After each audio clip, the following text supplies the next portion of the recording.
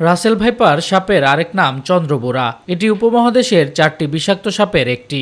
বিষধর এই সাপ মাঝে খুব কম দেখা গেলেও কয়েক বছর ধরে এর বিচরণ আবারও বাড়ছে।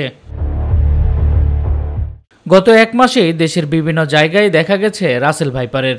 বর্ষার শুরু থেকে ঢাকার আশেপাশে মানিকগঞ্জ ও ফরিদপুরের পর ঢাকার দোহারে পদ্মা নদীর তীরবর্তী এলাকাগুলোতে দেখা মিলছে এই বিষধর সাপ। সাপটি পানিতে চলতে পারে বলে বর্ষাকালে কচুরিপানার সঙ্গে বহুদূর পর্যন্ত ভেসে নিজের স্থানান্তর ঘটাতে পারে। এরই মধ্যে উপজেলার নারিশা, বিলাসপুর, নয়াবাড়ি, মাহমুদপুর, মুকসুদপুর ইউনিয়নে রাসেল ভাইপারের দেখা মিলেছে। গত এক সপ্তাহে লোকালয়ে ঢুকে একটি বাড়িতে প্রবেশের সময় স্থানীয়রা পিটিয়ে হত্যা করে বিষধর এই সাপ।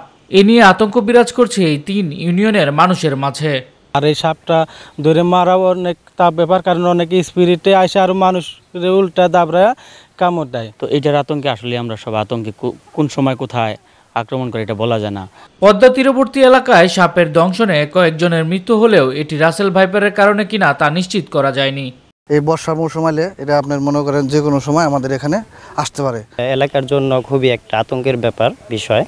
অনেকেই এই আতঙ্কে আছে সকলেই। দ্রুত অ্যাকশন করে যে 2 ঘন্টার বেশি যে আক্রান্ত হয় তাকে বাঁচায় রাখা সম্ভব না। এদিকে সবাইকে সতর্ক থেকে সাপে দংশন করলে ওঝার কাছে না গিয়ে সরাসরি চিকিৎসকের কাছে যাওয়ার পরামর্শ দিলেন এই কর্মকর্তা। সতর্ক অবস্থান করা, তাদেরকে আঘাত না করা এবং যদি আক্রান্ত হয়ে পড়ে তখন তাড়াতাড়ি করে আমাদের সামনে চলে আসা। কিন্তু ওঝা বাহিরের লোকের কাছে সে বিভিন্ন জায়গায় গেলে মিসলিড হয় এবং তার ঝাড়ফুঁক করে নানানভাবে আর আরেকটা আতঙ্কের মধ্যে মানুষ মারা যায়। শামস তাবরিজ উচ্ছ্বাস, মাই টিভি নিউজ ডেস্ক।